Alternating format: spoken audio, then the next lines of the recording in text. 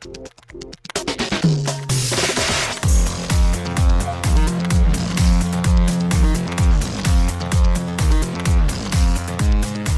and welcome to Too Fast, Too Forever. There's all kinds of family. We chose this one. This is episode 315, Rad, from 1986. I'm Joey Lewandowski. I'm Joe, too. And this episode's brought to you by the X Games. X Games California recently wrapped up. Tune into X Games on ESPN for all of your favorite BMX stunts. Shout out to the X Games. Well, shout out to the X Games and welcome to Too Fast, Too Forever. We mentioned this episode was originally going to be RRR, but I was on vacation. I came back, didn't have time for a 3-hour movie. So we're going to do RRR in 3 weeks. But today we're talking about a movie. My letterbox review. I think these are pretty interchangeable movies, by the way. Right? I'm guessing. I haven't seen RRR yet, but I'm thinking it's probably the same movie.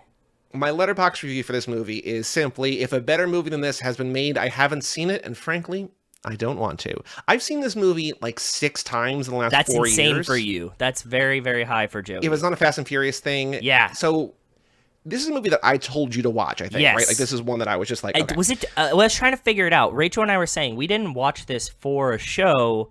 You just told it to me, and I think it was during pandemic, like right when they re-released the Criterion. You were like, "Oh, you need to watch this."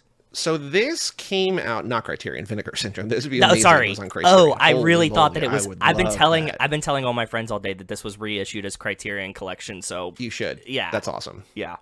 So I watched this for How This Get Made 5 years ago in August of 2018. Okay. And then I watched it again next April, and then later that June, and then the next year, and then I guess again this week. But Brian and I talked about this on his show on High School Summer Party. Oh, okay. But there was, so like the background for this, and I'll get into the thing, but like this was like so hard to find for a very, very, very long time. There was a version on YouTube, I think, for a while. Oh, I remember that, there was like a bootleg floating around that was like in HD. There's a channel called In HD that like someone recorded off their TV and uploaded. Like that was the only way you could really watch it, like legally or illegally. It was just like nowhere. Because I think the thing was Talia Shire, who was in this movie as Crew's mom, somehow had the rights to this movie and like hated the movie or something and like didn't want it to be out there, so she like quashed Adrian, right? It's Adrian, yes. Yeah, okay. Finally in 2019, 2020, did I have the year? No. But Vinegar Syndrome remastered this, releases in 4K, and then Mondo also apparently put out some version of it as well. But like, oh, Mondo did it too? That's pretty cool. It was so hard to find, then all of a sudden it was everywhere. There's also weird. So when I was on my trip, which I'll talk about next week, which you don't even know about because we have to do the dance. I was telling Joey. Sorry, I messaged Joey. I was like, "Hope your trip's going well, but I can't ask you about it because I wait until we do the thing. This is like the vacation dance that we do. Yep. That like we know we're on vacations, but we don't say anything about them." So the weird timing is that I was in a movie theater and I saw a trailer for Rad, and I was like, "Oh my god, is this getting like a theatrical re-release?" But no, they're doing a Riff Tracks live this week, which is weird. So this Friday, as we record, Friday the 11th, so this episode will be out on Patreon probably today as this comes out. They're like, it's kind of like it's like How Does This Get Made, but like it's a live commentary where they kind of make fun of the movie. There's a Riff Tracks channel on Pluto. It's probably just a lot of those kind of like recorded commentary. So they're doing one of these live where it's like a Fathom events. But I think that it shows you the movie and then has it like, does it? I've never seen this does something that doesn't really interest me. I don't know. I've never seen that, but I think it's like the Mystery Science Theater where it's just like they pick bad movies and they make fun of it. But I will say, of important note, when How Did This Get Made covered it, I think they all loved it. Okay. So it wasn't like, because there's a lot of movies that are like, this movie sucks, blah, blah, blah, like let's make fun of it. But here they're like, no, this movie rules. I will say it has a 42 on Rotten Tomatoes, but an audience score of 90, which is awesome because people love it. Right, that's the correct answer. I don't know that this is streaming anywhere. It is free. on Canopy. On Canopy. Yeah, that's the library card school login one. Cool. That's how I watched it today. Yeah. Cool. Yeah, and then you can rent it for a couple bucks anywhere. But if you don't know Rad, the plot summary is the story of one young man, Crew Jones, who has the intensity and desire to win a BMX race called Hell Track. Which they actually say he has the intensity and desire at one point. Like, we're really scared because he has both the intensity and desire to win. He's got both of them. Yes. Nobody has both of them. No. It was directed by this guy, Hal Needham, who was a stuntman. He also was a NASCAR team owner. Of note for us, he directed Smokey and the Bandit and its sequel. He also Very directed cool. The Cannonball Run and its sequel. Very cool. And he also directed a movie called Megaforce, which we might do as a bonus episode. No one picked it this lap, but another Garrett Smith, fan favorite Garrett Smith, wants to talk about it. But it's a crazy, out in the desert, all sorts of weird vehicles movie. Fun. Okay, sign me up. I like it. Also from the 80s. So like this era guy just making a weird thing. So we'll do that as a Patreon bonus episode sometime later this lap. Is there a movie that's more 80s than this movie? I don't know. I mean, this Rocky movie, 4 talking about Adrian, right? Like this is that it's like this is like what montage. If like somebody watched this and were like, that's the aesthetic I want for Stranger Things. My favorite 80s touch in this is that they want to make it look like it's early morning, so they just paint the top third of the frame red to make it look like they're shooting at like 6 a.m., but it's like, the middle of the day. Like, do you notice like early, like when he's delivering newspapers, like the entire top third, like it's like, is my TV broken? It's like, no, they just didn't have the money to shoot this in the morning, so they just, did it that way. Yeah, I watched it and I was like, why is the coloring so fucking weird in this like opening? Yep. And it was like, oh no, yeah, just that. It was produced by a guy who produced Point Break, which we've covered, obviously, and it was shot by the guy who shot a bunch of stuff, nothing I really know, except for the Tim Curry It movie, like the clown, like the Stephen King's It from 1990. Yeah. So the guy who shot that, shot this. Budget of $3 million, made $2 million. The only other real backstory I want to share is that the original title of this film, Balls Out. Because at one point at the end, they're like, crew, go balls out, which, like, is a fine title. I don't know if, like, I have a Rad poster hanging up in my dining room. I'm wearing the Rad shirt right now. I don't know if I'd want to do all that if it just said Balls Out, right? Like, Rad's a cool title. I think Balls Out would be a great title for the porn parody version of this movie. Like Spider Babe, like this. Mm-hmm. Yeah, if we did Rad, the After Dark version, it would be called Balls Out. There would definitely be a sex scene in that gigantic garbage can in the kitchen. They would use that somehow. Oh, yeah. Why is the garbage can at a chair spot other than just No. Yeah, it doesn't make any... Okay. Other than someone had the idea, like, we're going to put this little girl in a garbage can in the kitchen, and we need one this big. Yeah. Mm-hmm. Okay. Like, just, geometrically, it fits right here for the shot. Because it's an outdoor garbage can. Like, it's a big, big garbage can that just happens to be in a kitchen. Gray plastic garbage can. Not Oscar the Grouch, which would have been a nice touch. I would have liked the Oscar the Grouch. No, it's just a plastic, like, but in a 100 chair gallon or whatever spot, those are. In a nook that only would have 2 chair spots. Yep. Yeah. I laughed a little bit because, like, I sent you the image of this, like the art for this episode, because I've seen this movie so many times. Like, I know, like, it's one of those ones, like, I didn't even have to watch it again. Like, I wanted to. Yeah. But you were like, I'm looking forward to watching it again because I don't remember much of it. Like, had you only seen it the one time, or yes. have you and Rachel watched it? Okay, so this is the second time. This is the second time for me. I remember, like I said, maybe it was right around when Vinegar Syndrome re-released it. Maybe we waited when it came out and the good re-release was out. Then I watched it then. Because I think this is around the time when you went to Vinegar Syndrome on Black Friday. I think that was around the time this came out. Yeah, because... I don't think you bought it, but I think it was like that era. It was right then. I think because I offered to buy you a physical copy, and you were like, no, I had already pre-ordered one or something like that. I was like, oh, I can get you one. They're releasing it. But yeah, Vinegar Syndrome, like, operates out of this small record store that's like 20 minutes south of me in Bridgeport, Connecticut. And it's like the top, and I remember, like, on Black Friday, they did like a vault opening kind of situation, and you could buy like all the vinegar. It's like Vinegar Syndrome and someone else too. Remember, Vinegar Syndrome and like the more smutty version of stuff. Like I don't know back then. There was probably something back then, but they launched. I got an email from them like 2 weeks ago. They're like, we automatically enrolled you in this new thing, and you click on the thing, it's like coming soon. I'm like, I don't know what this is. And then they emailed me like a week later, so like a week ago, and they're like, our site is live, and this is where you can stream, like, vintage adult pornography. And I'm just like, I don't want this. They had a lot of smut. They had a lot of smut, and it was funny because I was with my father-in-law, and he was like, oh my god, this is really funny to see these titles, because like they would always be like on the wall of like the smut theater, right? And he's like, I recognize the titles, this is really, really funny. Or the posters, right?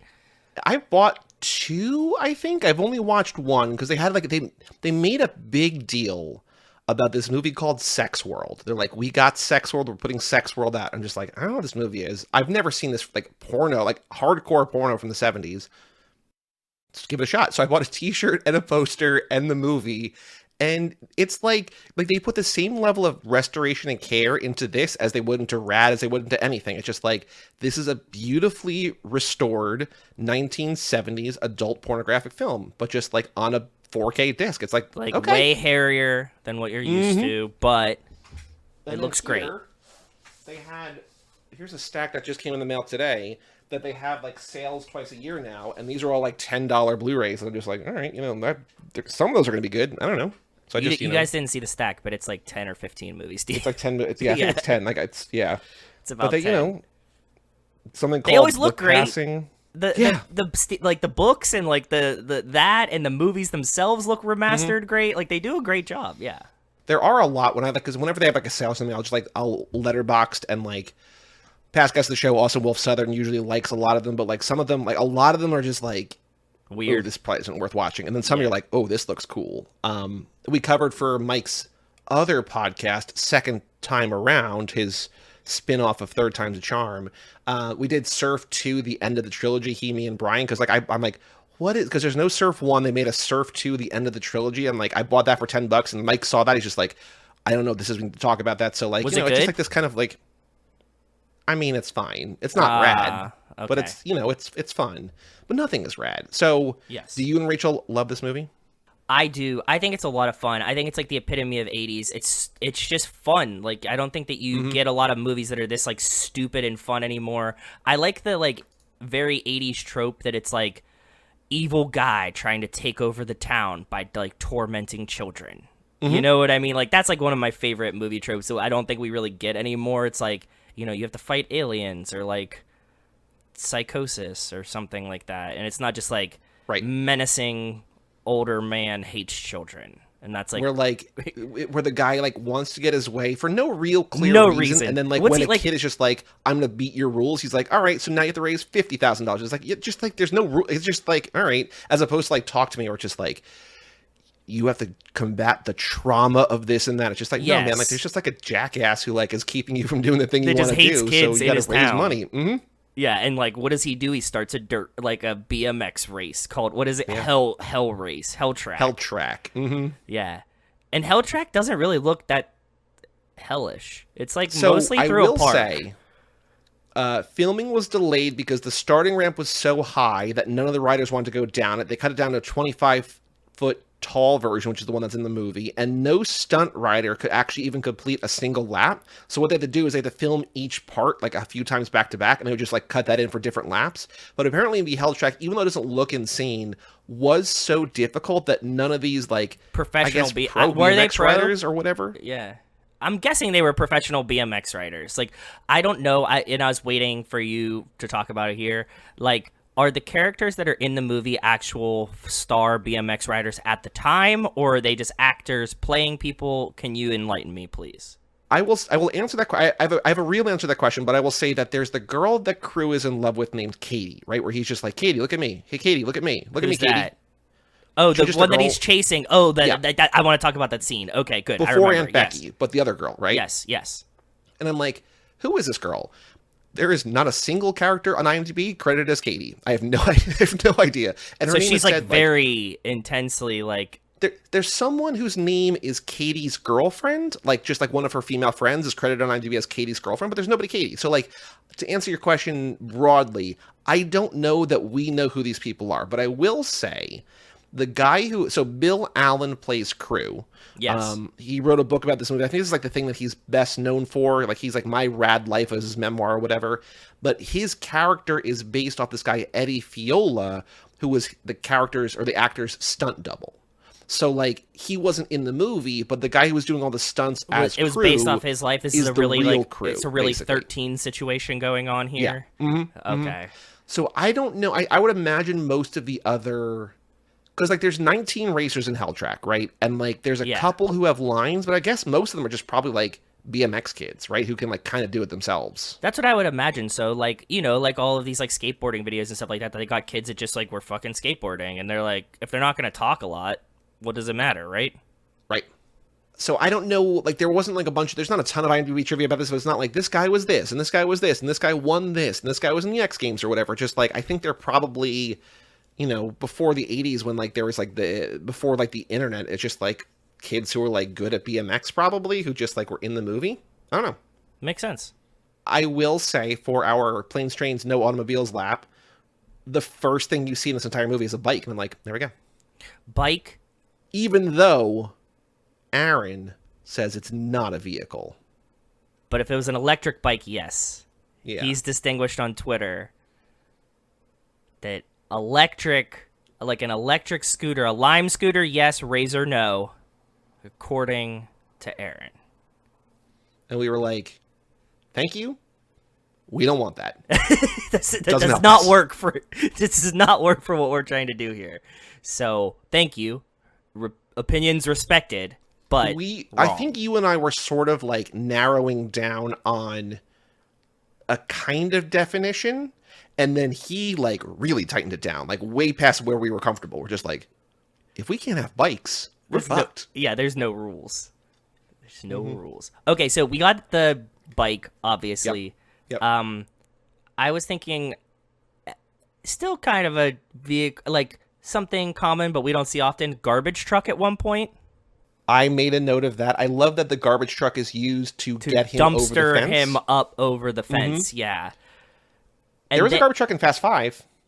There Gal is. Gadot drives. There is. Yeah, there is. At one point, I didn't stop to rewind it, but when he's coming through the backyard, I think right after the garbage truck scene, it seems like somebody has what looks like a wooden ship in their backyard. Like a little kid's like playground that's shaped like a ship. And that's as gray as we can get with vehicles. Because it's like a wooden ship buried into a yard. So it can't move, but theoretically it could move. Okay, so here's a question for you in terms of that. What? The park that was nearest to our house when I was growing up. Okay. After we were kids, they like completely redid it and they made it all safe and it was all like plastic, whatever. But like when we were growing up in the 90s, it was like rickety, rusty metal stuff, like death traps. Beautiful. Which was great. This is the best park. Yeah, go ahead. And the slide that like burns your ass and shoots you out the end at the same time. By the way, you saw the video of the cop falling down the slide, right? Oh, cop slide. I've been laughing at cop. We actually went to this corn and potato festival, and they had like the slide that you can like go like the crazy slide, like the big one that you get like a rug or whatever. And I was like, Rachel, where are the cops at? We need to see them go down this slide, and she loved it. So the best part of that is like there's no answers. There's like so many questions. Like you've seen people ride the slide naturally, right? Yeah. There's like people that go down. They're like, how did he fuck himself up this bad? I have to imagine it's the like synthetic material of the cop pants and factor in the weightedness of his like Batman style toolkit belt that he had on. So he just like greased watermeloned himself right down the fucking slide. But okay. Absolutely wild. But in this park, there was like a 40-foot tall, it might not have been 40, that might just be my kid, but like it was 3 stories tall. I know that. Like 3 like rungs you climb up or whatever. Rusty metal rocket ship. Is that a vehicle? I don't think so, because it cannot operate without the engine, and I don't think that I'm guessing here because I was never at this park, but I don't think that it had an engine in it. There might have been. I don't remember there being an engine, but I'm just saying if we're counting this boat in the ground though, it's like all you really need to drive a boat is an oar. You but can't by jump Aaron's a rocket definition, ship. like you're providing the propulsion there, and that shouldn't count. Oh yeah, paddleboarding, no. Oaring, no. If you have the little engine, yes. So canoeing across a lake, not a vehicle. Not a vehicle. But flotation device. But if you had like a small fishing boat, yes. See, this is where it gets gray to me. I don't like it. like Bikes, it no. either. Garbage truck, yes. A bike should be yes, but fair. Okay. Whatever. The only other vehicle that I saw in this movie was police motorcycle, which would count. Police motorcycle, I have too. Yes. Are there others or no? That's all that I got. The boat playground situation was my sleepy, sneaky pick. I like it. I say we count it. It counts. Aaron, take that.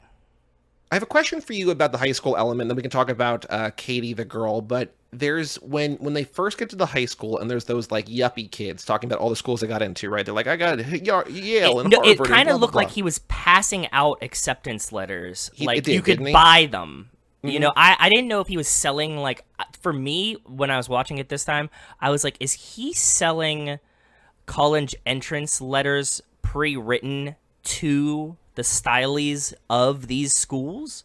But no, I think that you're right. It makes more sense that he's, like, flexing his acceptance letters, but the range that he hits is wild. Well, that was my question, because he lumps in SMU, Southern Methodist, in there, which I'm like... Makes sense, but a thing on Brian's podcast is he always talks about how every movie's like the only schools that exist are Harvard and Yale. Stanford, and it's like and Yale. That's it. It's just like it's and then Ivy and League, then like Ivy League only essentially. Yeah, and then local university, and like you either go to like the good school or like the local podunk school that nobody cares about, like community college down the street. Yes. And so this is kind of that where it's like I got into Yale, I got into Harvard, I got into SMU, and I'm he like ends SMU? with actually even worse. He ends with Yale and Harvard. He's like SMU, blah blah blah, Yale, Harvard, and I'm like that's an interesting. It's weird, right? Yeah, it is. I mean, it's not the weirdest thing that people say in this movie. We'll talk about that, but like, it's a weird thing.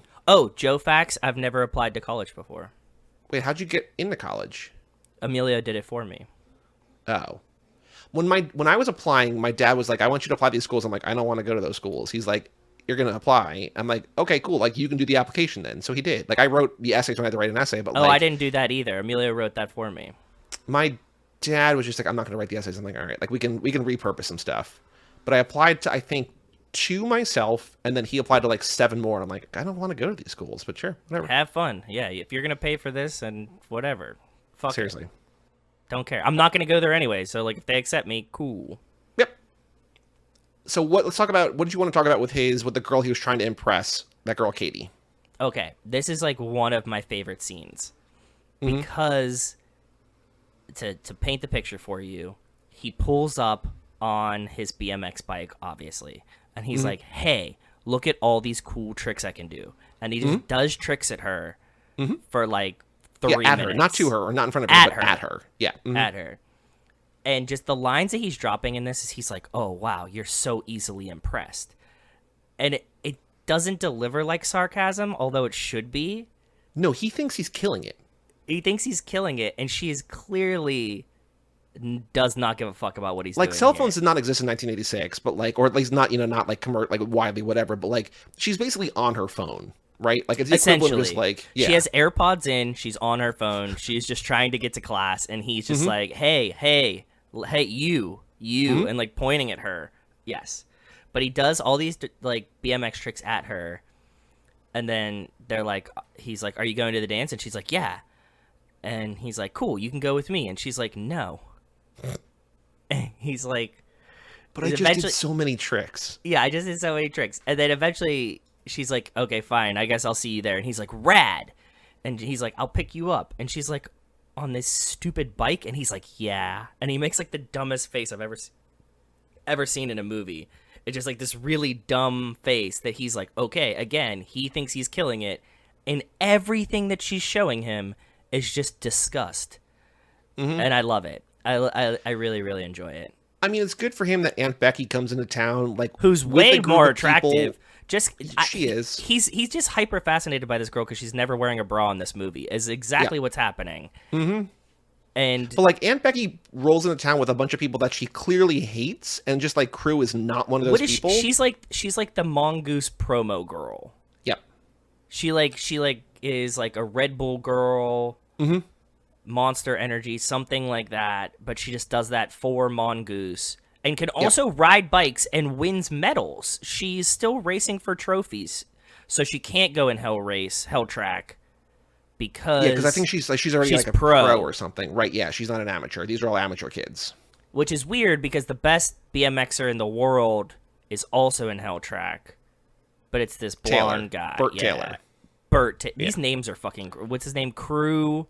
So Crew is short for, his real name is Christopher, which Talia Shire says once, but Crew is short for Cruiser, which his friends call him like twice. So like they just call him Crew, but he's short for Cruiser, but his real name is Christopher. So Christopher Cruiser Crew whatever. Okay.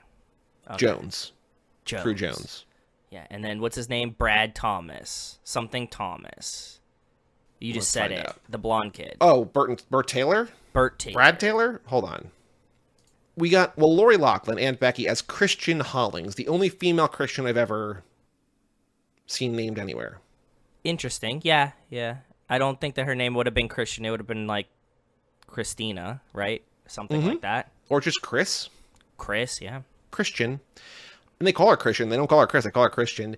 The old guy who helps him at the end is Ray Walston. He plays Burton Timmer. He is Mr. Hand from Fast Times. Have you seen Fast Times? Yes. Do you remember like the when Sean Penn as Spicoli orders pizza in class and is driving his teacher crazy? Yes. That's this teacher. That's that guy. Okay.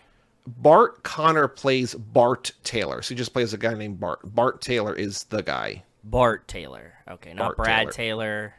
Bart Taylor. There's Rex Reynolds and Rod Reynolds. They're his like goons. Yeah, they're the brother goons. Yeah. And also, then nobody else has a last name. Him not being the bad guy, essentially, awesome. Well, I think what's what nice a wild is that fucking turn. Spoilers to the end would like he waits for Crew to race to the end. I think he's just like, no, this is like an actual competitor, and I don't agree that like he should have gotten screwed over. Like he could have easily won because like his goons were given the task to take him out, and they took him out. Yeah. But Bart is like, no, I'm gonna wait. We're gonna race 1-on-1, and then he loses. Yeah, exactly. Because Crew's so much faster. And then he joins Rad Racing. Yeah, he just says, fuck Mongoose. Mm-hmm. I'll just leave like Aunt Becky did, and I will just be on this t-shirt company, this race team. I do like that the central conflict in this is the same, basically, kind of, central conflict from High School Musical. Which is what? So in High School Musical, I just want to dance. And no. And he wants to play basketball. His dad really wants him to play basketball. The playoff game or the championship game and the musical are on the same day. Oh, that's and right. Here, yeah, Hell Track qualifying and the SATs are on the same day. And his mom says, you can't do that because you have to take the SATs. And he said, I'll take them in 6 months, which made me question, how often are they offering the SATs? Because like nowadays, you could take them pretty much every fucking Saturday if you wanted, right? Yeah. It's like in like maybe some Wednesdays and Fridays or something too. I think that there's like multiple days, and you could do like a morning and an evening one or whatever you want. Yep. So was there just like one SATs in the 80s? Like there's just you just got it once a year. That's it. I don't know. I doubt it. Like today, very navigable around, but maybe back then it was different. I don't know, but it's just like it's the same thing. Where it's just like what he wants to do and what he's supposed to do are at the same time. Yeah, and Adrian's Maybe only do one. pissed. Yeah, Adrian's she's so like pissed. Ironing clothes in her kitchen at home, and she sees on TV because she's watching Hell Track for some reason, and she's it's just also like, being broadcast. Mm-hmm. They're like local area kid, Crew Jones. She's like, God damn it, Crew. Okay, you're leading me right to the best part of that. Okay. I have a surprise for you. I've been saving it. I didn't even post it in the Discord today because I've been saving it for you for right now. Okay. She's watching TV. Crew Jones on TV. Okay? So what does she do, Joey? Well, she goes down there, doesn't she? Yes. Okay, and as she goes down there, look at what I just sent you. Hold on. She's walking up. She sees Crew at the thing. Look what's right behind her. Oh, my God. You have Steelers radar. I smelt it. It's like a 0.1 second clip. This kid behind her. So who is Steelers number 58? Is that somebody famous, or is that just like he's like his like Mike Pop Webster. Warner team is the Steelers and he's number 58 on those? Let me see. I don't remember. Steelers 58 because this is like. Because where does this movie take place? In California? It seems like it.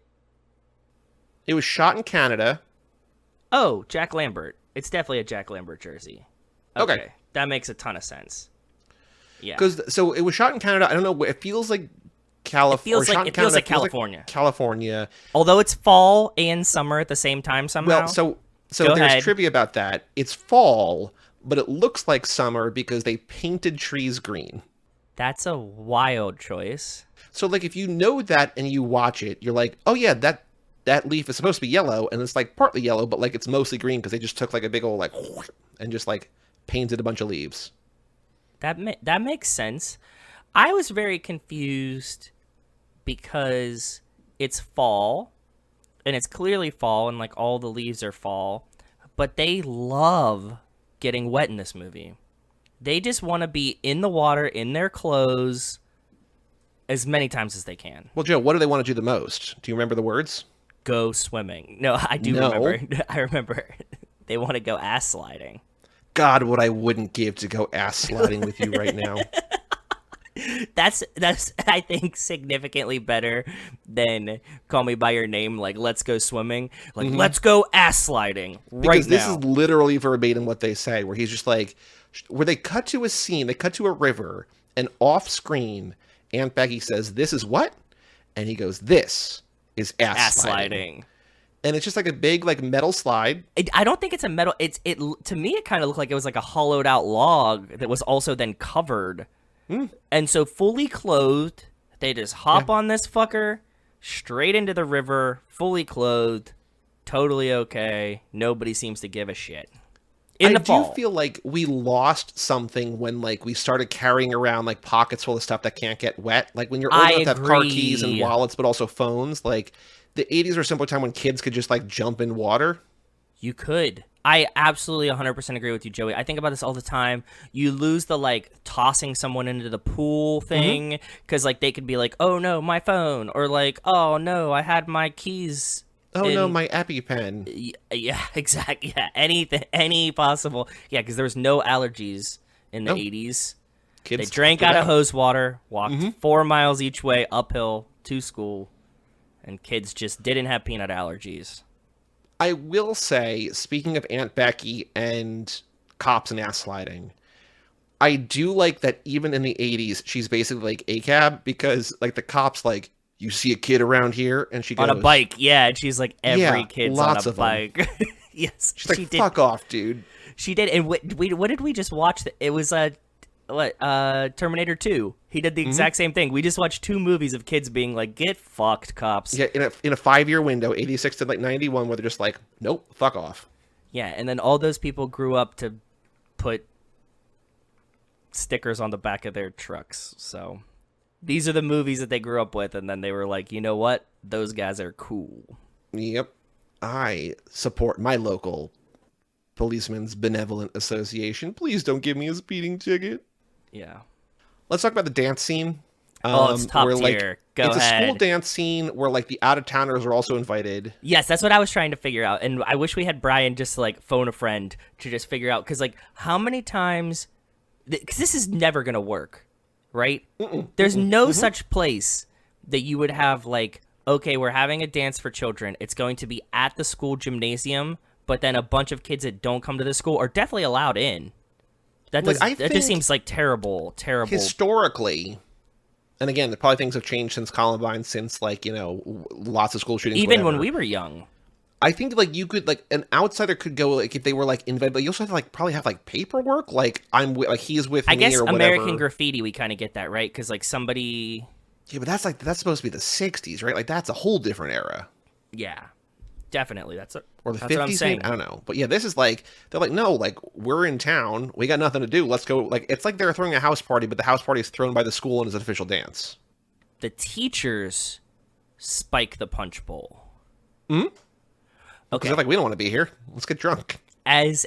Yeah, but that's the kids' punch. Like weird. Everybody gets a taste today.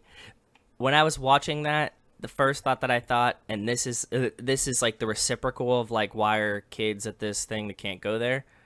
Looking at this scene with the punch bowl, how gross do you feel now that we've survived a pandemic? Isn't that like the most disgusting shit you could ever see? I've thought like the one thing I thought early punch in the pandemic, bowl is gross, and like people like to talk around it. It's like that's even like they're gonna spit into this punch bowl, and then. It's not even covered. It's like, I get the like things that are like the dispensers, kind of like a Gatorade type thing. Like that would kind of make sense. No, this is just a bowl, a ladle, send it. We might have even talked about this in here, but the thing that I was just like, oh, this is never coming back is bobbing for apples. Yeah. You want to shove your face, your open mouth into a bowl of ice cold water that like everyone else has put their face in. And then try to bite an apple, and if you don't get it, you just leave your mouth bite on the apple that's for somebody else to get. Yeah, COVID killed it. That's done. Thanks, COVID. Thanks, Obama. Yeah. But I do. So there's Send Me an. I mean, the soundtrack is incredible. But we didn't talk about the dance scene. Go ahead. Okay, yeah. The soundtrack. There's Send Me an Angel. Yes. Which is an all-timer of a song, but this is where they're doing their bike dancing. Well, first they have the BMX kids. What? Not Rip Taylor. Bart Taylor. Bart the Tool Time Taylor. Bart the Tool Time Taylor. He does a full choreographed actual dance scene with his minions. Mm-hmm. The Minion brothers and him and some girl that's not Aunt Becky have like a full and I was like, what is this kid into? You're right. Now that you say it, he's very Zeph in High School Musical because he can dance and he can bike. He's just the best of both hoods in this movie. How much extra time does he have, right? Like, it doesn't seem like those two worlds overlap, but he does it enough and is influential enough that he convinces the two minions that they also need to learn the dance moves for this fucking dance number. And then I thought, like you said before, this isn't cell phone time, so they're not doing like the Harlem Shake like to get on TikTok and like be famous. You can only see this dance number. They practice this only to go on BMX tours to flex in somebody else's high school that they practice this dance number. I do feel like, not to get like weird or creepy or gross, but like I feel like if you're a traveling amateur BMX troupe, which the logistics of which don't make sense, mid-teenagers, but if you're like talented and good looking and you're going to town, like they're probably just trying to hook up with girls, right? Like there's a reason to be good at dancing, although it seems like they more want to spend time with each other than like anyone else, kind of, right? It's like, yeah, and they kind of got that the groupies that find him. Mm-hmm. Yeah, so there's definitely groupies that are like BMX groupie girls. But yes, but then Crew and just Christian shows up and is allowed to bring his bicycle into a dance again. Mm-hmm. Fuck it, no rules here. Well, I guess everybody's drunk because the teacher spiked the punch bowl. So like at that point, they're just hammered. They're just like, fuck it, let him bring the bike in. Who cares? And then in this movie, that's like 91 minutes before credits, there is a full 3 or 4 minute scene of them which is incredible bike dancing to Send Me an Angel, where they're like, where the art for this episode, I mean, I'm sure, hold on, YouTube, Rad Send Me an Angel. Or Rad Bike Dance. No, just if you Google or YouTube Rad Send Me an Angel, there is the Send Me an Angel extended version. That's 6.5 minutes. I don't know why it's that long, but there's a 4-minute version too. But like, yeah, just go watch it if you haven't seen it, because it is one of the best things in any movie ever. Joey's right. If you don't want to watch this movie, at least just go watch that part of it. Yeah. And it's worth the 4 minutes, I promise you. Like, I get that, like, this movie's probably not for everybody. Like, I don't think people are going to hate this. They might just be like, that was dumb, like this kid movie. Like, I don't want to see that, whatever. But, like... Oh, no, I think it's silly and stupid and fun. It's just fun. But go ahead. But it's just like that, where, like, even if you don't want to watch the whole movie, like, I don't know if any of you out there, like, watch these movies along with us. I know some of you watch some of them, whatever. But, like, this is one that at least, like Joe was saying, watch this clip. There's a couple clips in here. Maybe find clips of help track, too, later. Like, do that. But, like... This is so good and weird and specific in a way that is bizarre, but like cool. We say this all the time because you and I talk about this, and you describe it's like it's a unique thing. I have never seen this on film before. I don't know if we'll ever see it again. That's why I'm hyper fixated on the slow motion bike dance kind of ice-capades type shit that's happening in this scene. Yeah, it's something that I've never seen before, will probably never see again, and if I do, there's not going to be 4 minutes of it in a row in a movie. In a 90-minute movie. Right. Like, that's why, like, when you said, is there other movies like this? Like, Rocky 4 is 85 minutes long, including credits. There's, like, 25 minutes of montages, like training montages. There's like 10 or 15 minutes of clips from previous movies. It's like there's no movie to Rocky 4. It's just like other clips from other movies and then training montages and like a full James Brown doing Living in America when Yes. Apollo Creed comes out, and it's just Yes. like, there's no movie here, and that's why I love it. Like, that's the same It's thing here. sick. Just like, they're like, how do we film 90 minutes? Well, they could dance on bikes in slow motion for 4 minutes. We can have like After a 15 dance minutes number. of hell track. Mm-hmm. They're like, we'll do a dance number, and they're like, well, what if they dance on bikes? They're like, well, we're not going to cut the dance number for that, so just like do both. Like, there's no rules here. We can't not do. So what's the plot of this movie? There's a race the kid has to complete. Like, that's not 90 minutes. What else do we do? Well, you need an evil guy to try to stop him, right? And they're like, okay, cool. So what do you have to do? You have to get in, and you have to have a sponsor. And then the conflict is it's the same day as his SATs. This guy's out to get him. How do they fix it? They make T-shirts. Mm-hmm. And then you get the other grumpy guy to buy $27,000 worth of T-shirts. After the town donates somehow like $20,000. Where does that money go, by the way? It doesn't go to like the guy, like the owner. Like, you just need a $50,000 sponsor. Also, yes. Also, it's not an entry fee. No. And also, like, how is it not just that, like, the pizza shop that he works for is like he's Pizza Boy's BMX team? That's all they needed. I think that's the thing where it's just like, yeah, the movie doesn't like really want you to think about that, because it could just be like the pizza shop is just like, yeah, you know, $50,000. That's our sponsorship. I gave it to him, definitely. Like, he like, works there. All right. They kind of had some weird falling out, kind of, and I don't really remember why, but they do. And they get back together, and to canoodle again, they Lady and the Tramp an ice cream cone. Mm-hmm. And that's something else I've never seen happen before or considered. What I love about that is that he's apologizing to her, right? And she has an ice cream cone. They like do that, and there's like a girl who comes in to tell crew that like there's being a meeting, like they're holding a meeting about him, like how to like raise the money, and she like waits for them to finish. I mean, what else would you do if they're just going at this ice cream cone from both sides? You just gotta let them ice cream. The movie keeps cutting back to this girl. It's like it's them talking, and then the door opens. We see the girl, and they cut back to them, and then we cut back to her. She's like, "Crew." He's like, "Hold on, I got to eat this ice cream cone."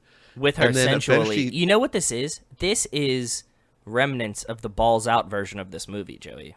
Yeah. In you your need the version, second girl watching. No, she joins in, and like that's a sex There's scene. no ice creams. There's no ice cream cone.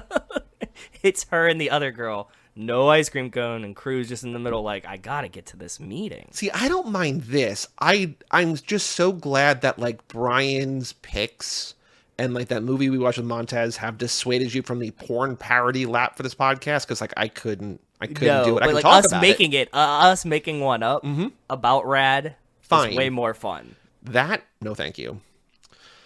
They're making the t-shirts. Crew is, so I bought this shirt. This is just like a bootleg that I bought on Amazon, and I thought it was going to suck, but like it's actually really nice. It's held up in the wash, which is nice. But he also he wears a sweatshirt that says Rad Racing on the front and the back. I'm like, I want the sweatshirt, man. Like when we were in college, that, like, kind of like the shirt that they make for him. Yeah, but he has one that's a sweatshirt version, like a variation. Like when we were in college and I ran a TV station, we had like a big budget, and so I paid to have a logo design, and we made a bunch of t-shirts, and we gave out like 500 t-shirts to the school, which is like whoever wants them, whatever. But the people who were in the club got sweatshirts. And so there were only like 15 sweatshirts, but there were like 500 t-shirts. And so that was kind of cool, but I'm just like, ooh, like it makes sense that only Crew has that, but I want that sweatshirt, like the crew neck. Also red, on this red. like weird thing, you just popped a weird thing into my head. You know what I saw today that I think you might find interesting that I didn't tell you yet is that, did you see that they made cards from the World Baseball Classic of Ohtani pitching to Mike Trout, and Mike Trout bought 3 of them. He got him and Shohei to sign them and hand numbered them 1 to 3. That's awesome. And he gave one to Shohei, and he has one. And he got them like graded. What's the third one gonna do? I don't know. Some other guy was holding it. I don't know if it was like his translator, like Shohei's translator or something. But there was like another guy with them that was. I don't remember if we said this on the podcast. I know that I told you this, but when I got the Dom card from Heather, yes, and that's numbered out of 1,000 or 999 or whatever. I don't know if we said. I don't think we said. We did. I made her. What? The Oh Bilkins no, you one. didn't. No, yes, you didn't. I used that Fast 10 face swap formatting, yeah. Put Bilkins in the car, went to FedEx Kinko's, and she's like, how do you want this printed? I'm like, I don't care. She's going to throw it out. But I don't think she's thrown it out. But they printed it on like sort of like cardstocky, like photo, like a thicker photo paper. And I numbered that 1 of 1. So Heather has the only Bilkins Fast 10 card in the world. Unofficial Official, premier dedicated 1 of 1 Bilkins. Exactly. But Aunt Becky and crew go on a date where they're just doing bike tricks and like impressing each other. And there's a line where they say, and I don't remember the context, but I love it. I should remember the context, but I don't. What is hot chocolate without milk? Oh, yeah, because they're wet again. Mm-hmm. They're wet again, and then they're like, actually, we're going to pretend it's fall this time because a season has passed in the 2 days of hell track. And so they're like snuggled in a cabin. God only knows where they found this cabin. And he uses cans of beans. She specifically references that he dumped. Why they were traveling with cans of beans to go do bike tricks and get wet in the fall, I don't understand either. Don't know. But he wastes the cans of beans to get river water to make hot chocolate. And what is hot chocolate without milk, Joey? I agree with this. I fucking hate... Like a watery hot chocolate is not good. You need the richness, the depth that milk brings. The milk, yeah, you do. Also, I have like a specific place I want the milk to get to, because you know, like when you if you microwave milk, you get like the skin, and like it doesn't. I like to whisk mine on the stove to get it like super heated. It's the way. If you want to make hot chocolate, you whisk it on the stove in a small pot, and then when it gets nice and super heated, that's when you go. That's how you do it. But if you're in a cabin in the woods, in a bean can with river water, it'll do, I guess. You know, but again, just won't what is be hot sexy. chocolate without milk? Yeah, you can't Lady and the Tramp a bean can you? But then we finally get to Hell Track, and crew is nervous. There's 2 more quotes that I wrote down. Okay. One of which I've already said, God, what I wouldn't give to go ass sliding with you right now. Like, he's there. He's finally made it. He's where he wants to be, and all he wants to do is ass slide with Aunt Becky. He does, man. But then the titular in the fall, and get wet again. I'm still hung up. I hate being wet in clothes. This is like this is such a pet peeve of mine. Like wet socks, wet pants, anything. Hate it. Okay, sorry. But the other line, the titular sort of line, is when the cop pulls up next to me and says, crew, you can do it. Just pretend you're in the lumberyard. Go balls out. And crew's like, I can do it. He says goes balls out to him. Okay, nice. The funniest thing, and I did not notice this. I mean, I know the scene because the scene is also wildly long. It's also like, how do we fill 90 minutes? But there's an IMDb trivia about this. But they're like, we're going to introduce every rider in Hell Track. Like, here's this guy, and here's this guy, and here's these twins, and here's this guy. Here's they this guy, do. Right? It takes way too long. It's entirely too long. There's 20 people in the race. They introduce 19 of them. I don't know why they didn't introduce the 20th. But there's 20 people racing, and there's only 19 introduced. So is it the kid that is like injured or something? Will you sign my cast? Maybe like I don't know. IMDb trivia was just like they only introduced 19, but you know that tracks. That makes sense. They had to cut one. The scene got too long. They had to take one out. What if you were the 20th kid and you were like, dude, I'm telling you, I was in Rad, and they're like, you're not in this movie, and you're like, no, I was the 20th. No, that's me. It's like, yeah, that kid's wearing a helmet. Like, I can't tell it's you. Where are you introduced? Like, cut my scene. Yeah. I love it. Then they race. Like we mentioned, Bart waits for crew to catch up. Oh, wait, before the race, yeah. One of my favorite lines, and like the last favorite line that I have written down, is he's talking about how he bought $27,000 worth of shirts, and he's like, are you telling me you want crew to lose? And he's like, yeah, you big hick. And that's just what he says to him. But crew does not lose. Crew wins. He wins. And the team kicks Bart off the team, and then he joins Rad Racing. Yeah. And then we have the movie's other... I mean, there's a handful of incredible songs. The other, like, big song, Thunder in Your Heart. Thunder in Your Heart is like fire flames, dude. I fucking love this song. It's so good. There is another movie that Vinegar Syndrome restored that we've also covered in High School Slumber Party that me and Mike talked about with Brian called Voyage of the Rock Aliens. Okay. But there are, again, multiple musical numbers that are just like, it's a musical, but like there's like, it's this kind of like crazy 80s campy, incredible, like where it's about aliens come down and they're trying to find music in the universe, and it's wonderful, and I think you would love it. I think you and Rachel would love that, Voyage of the Rock Aliens. But it's like, this is not a musical. These are just like cool songs, like rocky 80s style, like playing over a thing, but that's like actual musical. This song, I was going to ask you, this song was made for Rad, right? This wasn't like, they didn't find this song somewhere. It feels like it was. There's some song, it's their Eye of the Tiger. It's definitely like their Eye of the Tiger type thing happening here. There was some song that was made for this movie that was only made for this movie, but was like left off the soundtrack, and so like it just doesn't exist anymore. Like it's been lost to time. So it's a different era. But yeah, I think a lot of these were probably either like, it's not like they're picking like the biggest songs of the 80s. Like no. These are clearly like Send Me an Angel and Thunder in Your Heart are like not. They're rad songs. Yeah. The craziest thing though is maybe not that crazy, but like I was confused. In the credits, there are like censored credits.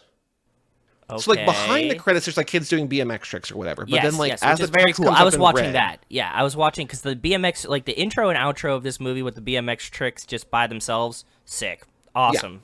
Yeah. Yes, and there's things where like it's the job they did is censored. Like the person's name is fine, but there's like trainee, and then there's like a big red bar.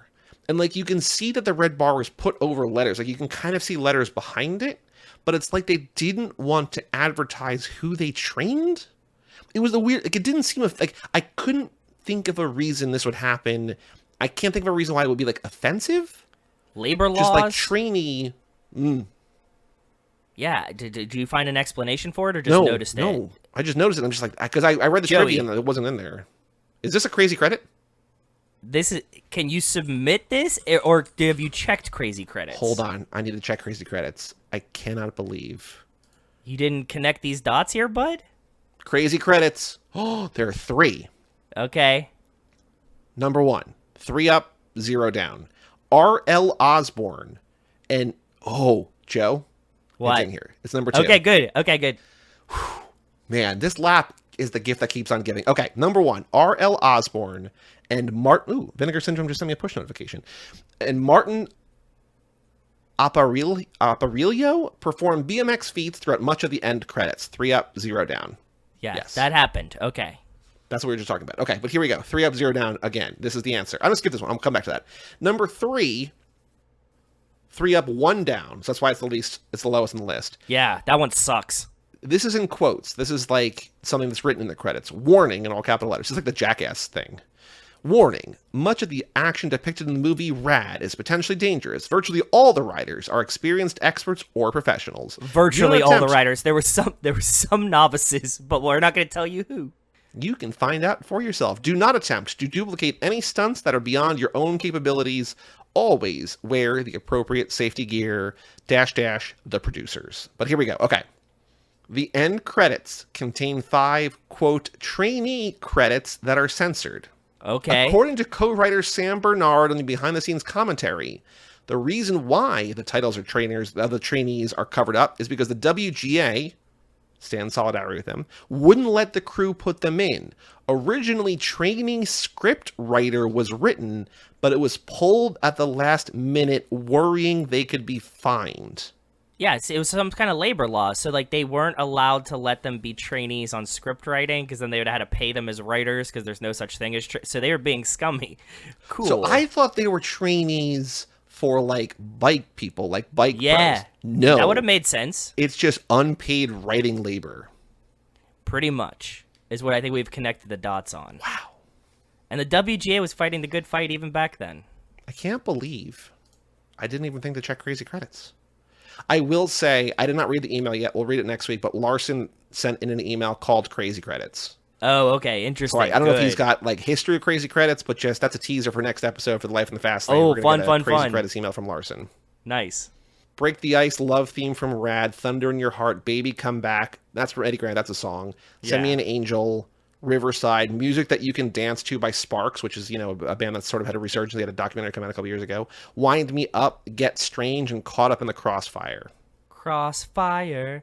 I always wanted Crossfire as a kid. Did you have Crossfire? No, I just know I know the commercials and I know the thing. I think I had a friend who had it, but it was just like he'd shoot a lot of like marbles, not marbles, but like pinballs, like across at each other, right? Yeah, it was like ball bearings, and it just was like one fucker in the middle. But the commercial was so good. Mm-hmm. Yeah. Oh, this is spoofed in Hot Rod. When he's going to do the big jump, his crew is all wearing red T-shirts that say Rod Racing, as opposed to Rad Racing. I didn't know that, but that makes so much sense. Cool. Yeah. Any other thoughts, any other notes that you have about Rad? I think the black and gold Mongoose BMX jerseys that they wear are like some of the sickest shit I've ever seen. And it's because that's Pittsburgh colors. True, but with your T-shirt, I would really like one of those Mongoose, a la like like Cobra Kai style shirt, right? You know what I mean? It's kind of cool. So you want to be like the bad boy in town. Like, you don't want the Rad Racing like I have. Like, you don't want to be the hero. You want to be the mongoose. I'm coming through town. I'm dancing in your school. I'm hooking up with your women, and I'm getting the fuck out. That's it. I'm here to kick ass and take names. Love it. Yeah. Anything else? I think I cut in all of my other notes. I think that was it, bud. All right. Let's watch the trailer. So there's a restoration trailer, which we're not Oh, gonna watch. Redline. That was it. They keep referencing Redline Racing, and Redline wasn't going to be one of the titles of Fast and the Furious. Those are Fast Next, by the way. There you go. That was very cool. My first note and my last note. My first note in the document. All right, so we're going to watch, I think this is the original. I was saying that there's a restoration trailer. I don't think that's this. I think this is the original one. This is Rad Trailer 1986, posted by Chris Film Trivia 10 years ago. Great name. Has 409,000 views, top comment, born in 08, favorite movie, without a doubt. My dad introduced it to me when I was 10, probably, and I loved it.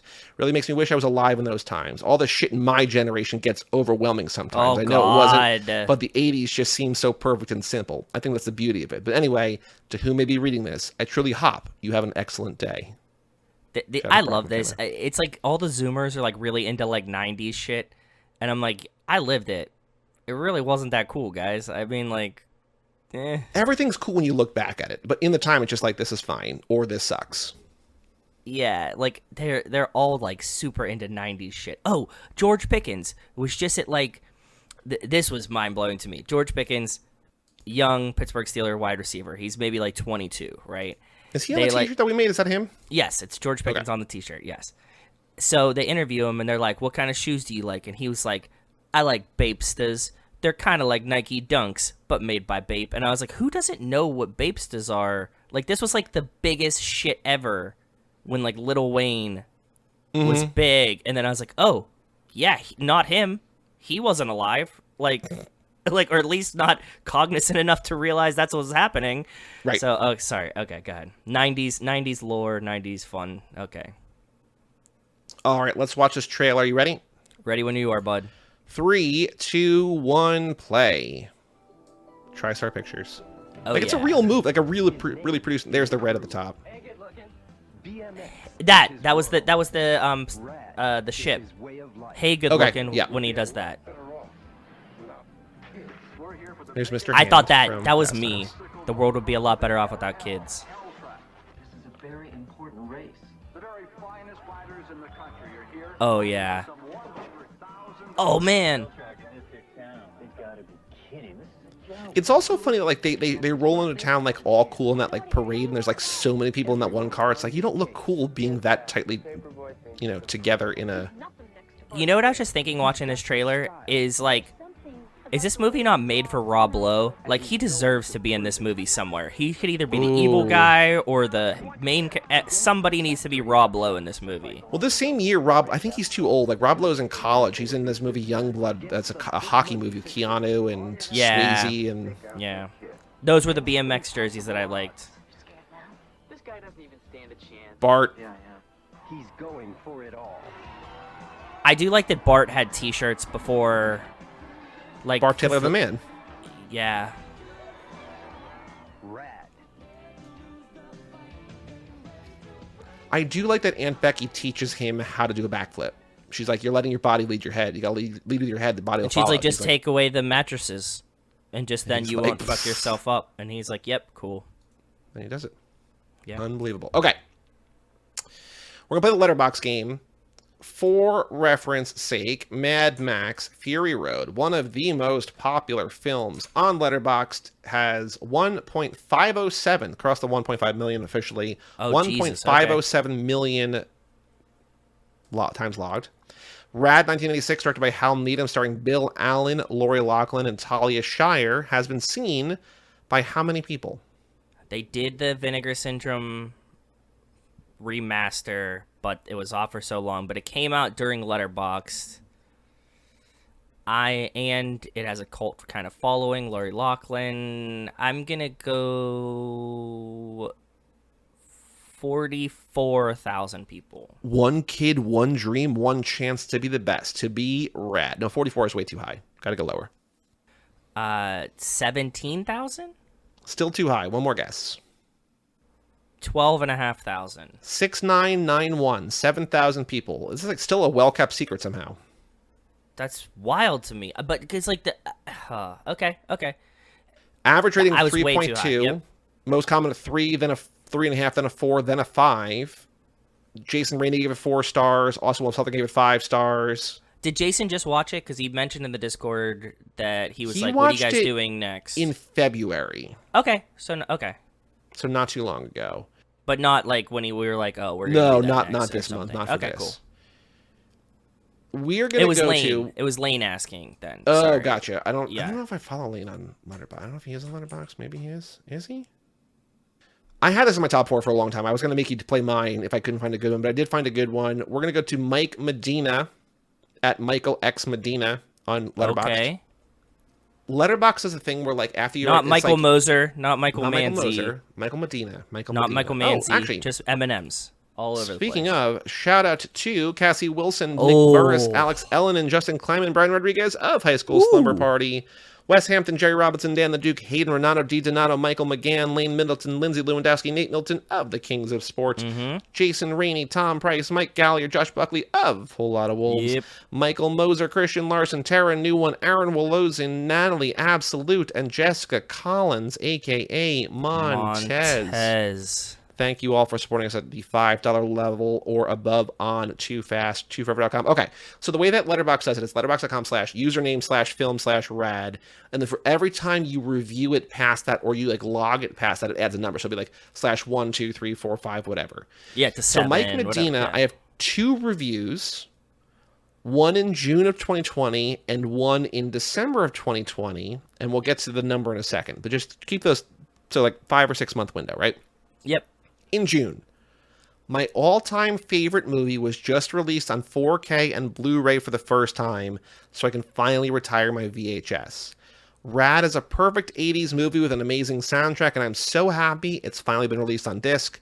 I'm about to impulse purchase a vintage BMX bike off eBay so I can relive my youth. 5 stars. Oh, is it So going to get a June. mongoose? That's what I guess want so. to know. I guess you have to, right? Then 6 months later, his review says, 8th time viewing it since this summer, and I realized I could watch this movie weekly and never get tired of it. 5 stars. So rad/7. I'm just like, all right, Mike Medina, that's what's up. But on Letterboxd, it's his number 2 movies. This is his favorite movie of all time, but it's his number 2. His other 3 movies Back are to the Future. No. They're Okay. all from between 1969 and 1980. Okay. They're all enormous, beloved Terminator 2. classics. No. RoboCop. Those are all two Sorry, too go recent. ahead. Okay. 2 of these are by the same director. One of them is a Letterboxd all-star that I use as the clue, you love this movie. It's a horror movie that you love. And it's by a director who also is another director in this The guy's Shining. top 4. Yes, The Shining #1. Okay. Another film by that director that we could actually theoretically do this lap. We're not doing this lap, but we could do this lap. Another movie by Stanley Kubrick earlier than The Shining. Not Full Metal Jacket? No, that's after The Shining. That's also, I don't know there's vehicles in there of any kind of note. Tanks and stuff. That's why I was thinking it. Yeah, we could do Fury, which we did for Shia, which is a great movie, but we're not doing Fury either. No, different vehicle. Not A Clockwork Orange. Mm-mm. What We have to other? wait for the people as furniture. Oh, 2001: A Space Odyssey. 2001: A Space Odyssey. We could do a spaceship if we want. We're doing other spaceship movies, I think, at least one other one. But yeah, so Shining number 1, Rad number 2, 2001 number 4, and then number 3, I will say Mike Medina's bio says mostly horror films, but since I watch sometimes I watch normal people movies too. So his number 3 is maybe, on average, people's favorite horror movie of all time. Think Alien. obvious. No, same year. Same year. I know that doesn't help you, but great guess, but no. Favorite horror movie, not The Shining, because we already did that. Oh, it's actually the year before Alien, which I know is going to be a big hint for you. Yeah, the years thing definitely helps. What's the color of the car? Give me something else. Come on, just like a tidbit. I will say that the movie poster for this, there is a hand as part of it, and only in the last couple of years did they ever realize Halloween? that the hand... Yeah. Did you know that the hand in the Halloween poster is also masking like a person's face screaming? Wait, what? No. What are you trying to say? Can you... Yeah, hold on. I do So if love you- fucking I love Halloween. What? If you look at the poster I just put in there, the hand gripping the knife, the middle Yes. knuckle is his nose, the vein is his eye. Oh, shit! Yeah. No, I've man. never... That's the sickest fucking thing I've ever seen in my life. Oh my cool is that? god. You should have just said there's a knife on the poster. Well, I know, but I said you got it from, there's a hand on the poster. Yeah, I knew what Somehow. that was. But yeah, so Mike Medina's top 4, Shining, Rad, Halloween, 2001. Pretty good. Sick. Yeah, that's a good top 4, too. That's a lot of fun, actually. I think Mike and I would get along. Shout out to Mike Medina for loving Rad the way he does. But that was Rad by Hal Needham again. Sometime later, Slap will do the Megaforce movie, which I think came out a couple years before this. Megaforce. I also think that's a movie that Larson loves. I don't remember. I think it's a canon film, possibly, but Oh, fun, Yeah. fun. but yeah, so that's very cool. Anything else to say before I go into what the next episodes are? Anything else you want to talk about with Rad? or I'm no? severely disappointed that you forgot about Crazy Credits. Well, I mean, we discovered it on air together, and we found out that the WGA was just like, you got to pay our writers, and they're like, we're just going to censor that. We Lady and the Tramped that Crazy Credits together so hard. Our next episode is a Fast Lane. Then we got Fast and Furious 6, and then we got RRR for real this time, not swapping it around. So those are the next 3 episodes: Fast Lane, Fast and Furious 6, RRR. Very exciting stuff. But I hope you enjoyed. Please go watch Rad. Rad's fun. And it's on Canopy, so you can watch it easily. So go watch it. It's short, it's fun. You get to see a very young Aunt Becky, which feels kind of weird. Even though she acts and sounds exactly like Aunt Becky. Like, she says there's one line I'm just like, you're going to be talking like that for the rest of your life, I guess? Or at least the next Pretty 10 years in much. Full House. The college admission things is really funny too with Aunt Becky in this movie. And he was like, I got Yale, I got Harvard, and I was like, so did she. A lot of jokes about that. I think Brian and I talked about that around then. Makes sense. For all things Too Fast, Too Forever, go to cageclub.me, facebook.com/TooFast2Forever, or at TooFast2Forever on, I don't remember how to do this, X, Instagram, or fucking... Twitter. Twitter. Email us, family@cageclub.me. We'll read those emails in the next episode. Check out our Patreon page at TooFast2Forever.com and our store at cageclub.me/shop, and come back next week for Life in the Fast Lane number 16 for the Too Fast, Too Furious Minute 91. I'm Joey Lewandowski, I'm Joe too. and we will tell you all about it When we see you